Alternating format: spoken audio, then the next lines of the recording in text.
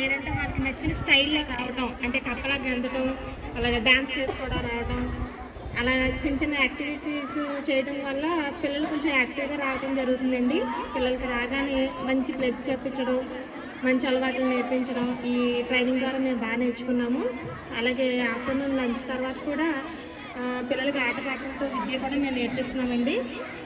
ఈ FLN training ద్వారా మేము నేర్చుకున్నది మాత్రం పిల్లలకి కంపల్సరీగా మేము చెప్పడం జరుగుతుంది. సో మాకు ఇది బాగా యూజ్ అయిందని చెప్పుకోవచ్చు. కానీ కొద్దిపాటుతో చేయించేవాళ్ళం అండి. నెలవారీకి సంబంధించి ఒకటి ఉండేది, నెలంతా కూడా అది చెప్పటమే.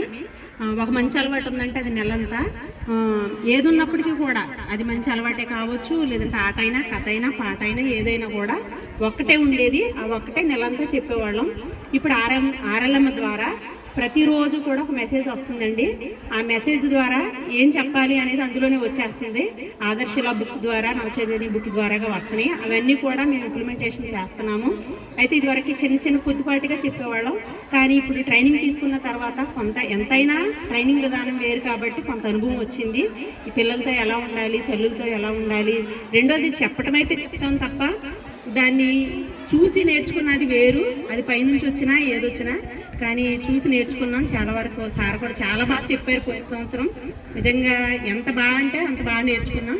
ఈ సంవత్సరం కూడా అదే ఆశిస్తున్నాం. దాన్ని తీసుకెళ్ళి మా యొక్క ఏరియాలో ఇంప్లిమెంటేషన్ ఖచ్చితంగా చేస్తాము, ఇంకా చేసాము, ఇంకా చేస్తామని తెలియజేస్తాం. Thank you so much.